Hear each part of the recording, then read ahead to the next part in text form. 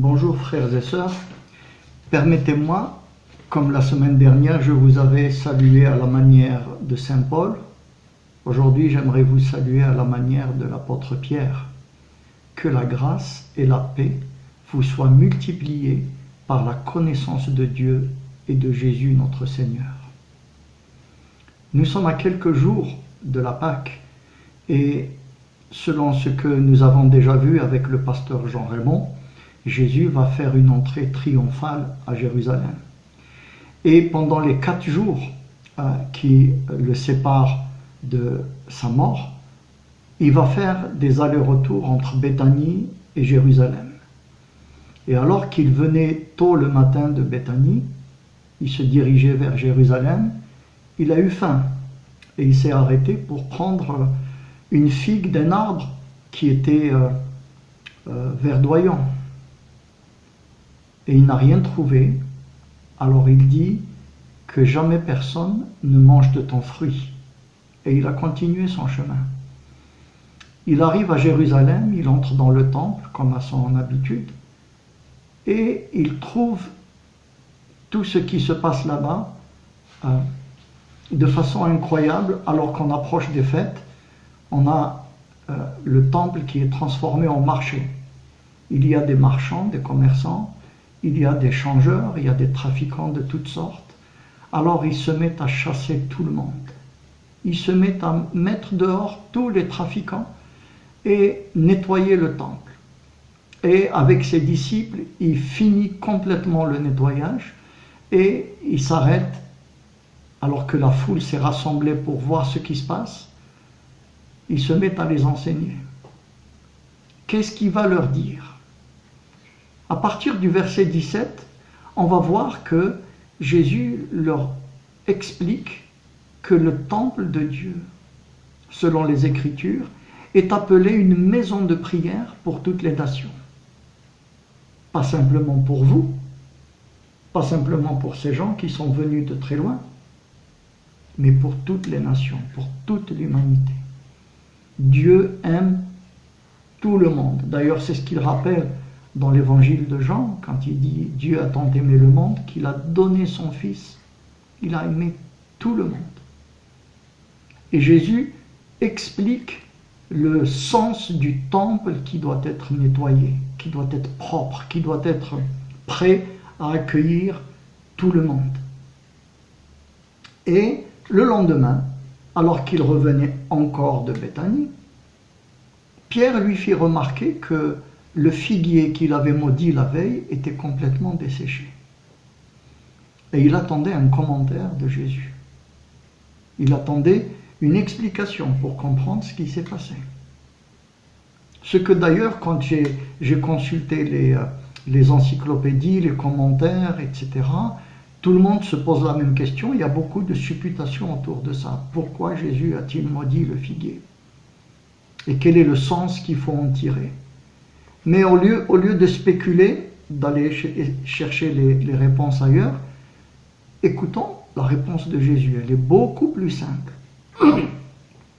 Jésus leur dit « Ayez foi en Dieu ». C'est curieux comme réponse. Jésus explique que la clé du mystère ne réside pas dans une explication intellectuelle, théologique ou philosophique, mais dans la foi, dans la confiance en Dieu.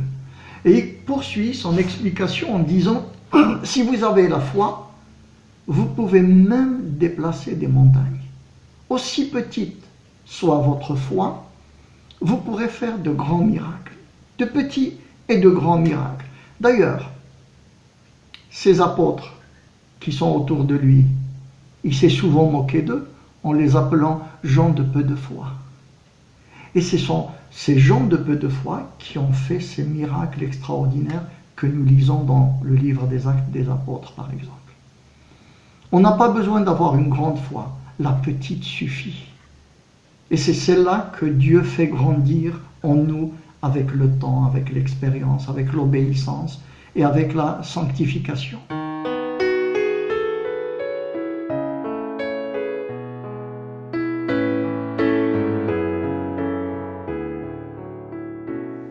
Mais Pour faire ces miracles, justement, Jésus pose une condition. Il dit, mais vous devez pardonner. Dans le verset 25, Jésus explique que si nous ne pardonnons pas aux autres, Dieu ne nous pardonnera pas. Et c'est quand même extraordinaire de voir comment Jésus lie les miracles au pardon. Et c'est la méditation que j'ai envie de partager avec vous ce matin, le pardon.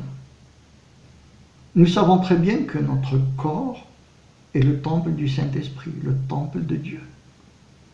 Et il doit être nettoyé, il doit être purifié, il doit être sanctifié, afin de recevoir l'Esprit de Dieu, afin de recevoir la parole de Dieu, afin de recevoir la pensée de Dieu.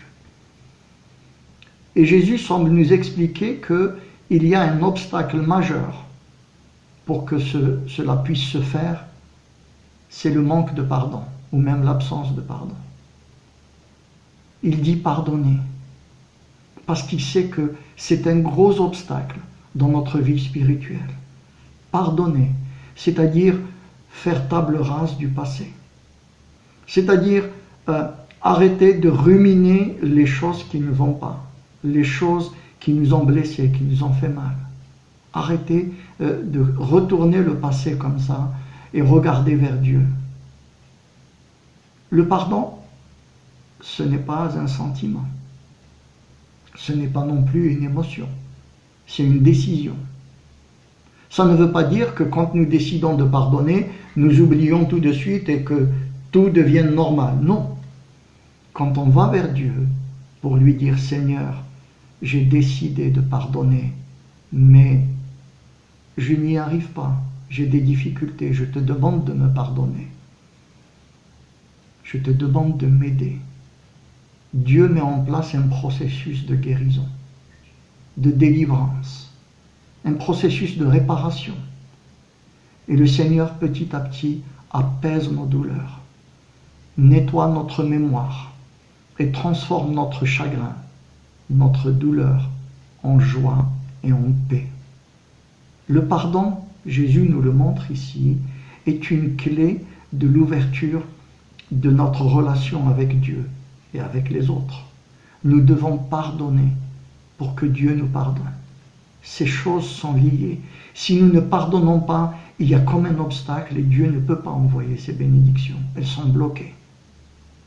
Et Jésus nous dit, à ce moment précis, c'est-à-dire à quelques jours de sa mort, il nous dit, n'oubliez pas de pardonner. Alors que lui-même va donner l'exemple, justement, il va aller sur la croix et il dit, Père, pardonne-leur, car ils ne savent pas ce qu'ils font.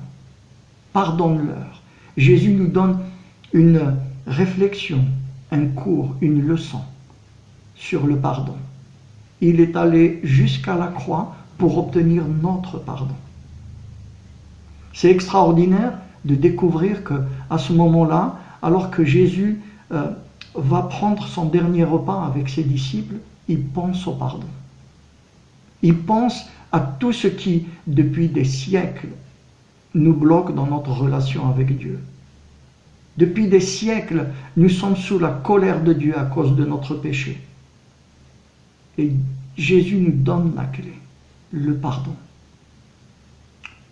Et si nous remontons un peu dans l'histoire, nous allons vers la première Pâque. Nous remarquons que le 10e jour, après le début de l'année biblique, c'est-à-dire 4 jours avant la Pâque, chaque famille doit avoir un agneau qu'elle va garder chez elle pour l'examiner, pour vérifier si cet agneau est propre, s'il n'est pas blessé, s'il n'est pas malade, s'il n'a pas un défaut, parce qu'il faut un sacrifice parfait, donc un agneau parfait. Et qui d'autre que l'agneau de Dieu, Jésus-Christ, est aussi parfait. Mais il nous invite justement à devenir parfait comme lui. Et la clé qu'il nous donne lui-même, c'est le pardon. Et les pharisiens qui l'ont vu nettoyer le temple, lui ont dit, mais de quelle autorité tu fais ça? Qui t'a permis de faire ce que tu es en train de faire? Ils l'ont examiné. Ils ont vérifié qui est ce monsieur qui est en train de sanctifier, qui est en train de nettoyer le temple.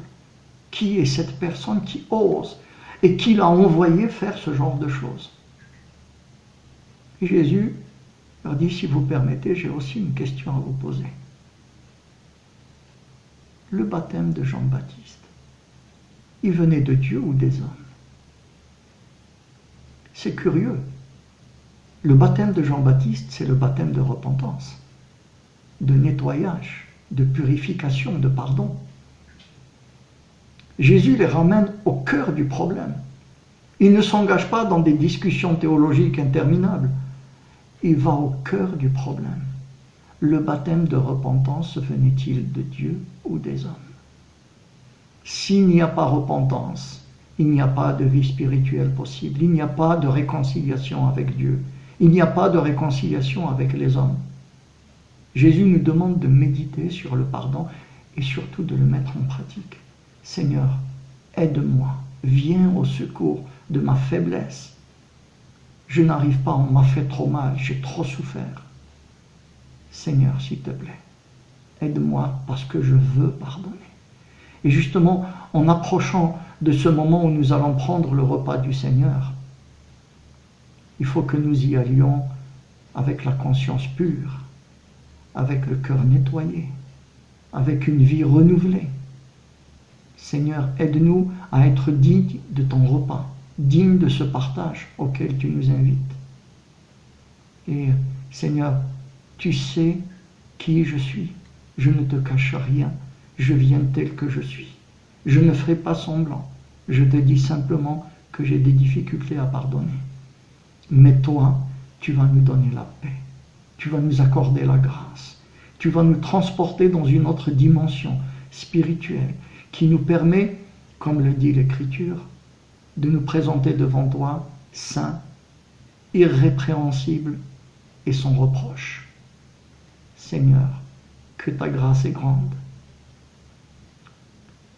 Alors que nous approchons vraiment du moment le plus important de la vie, c'est le moment où Jésus donne sa vie, le pardon revient sur la table. Et Jésus nous apprend que sans le pardon, il est impossible d'aller plus loin dans notre vie spirituelle, dans notre relation avec Dieu, dans notre relation avec les autres. Pardonnons et nous serons pardonnés. Que la grâce et la paix du Seigneur soient avec vous tous. Amen.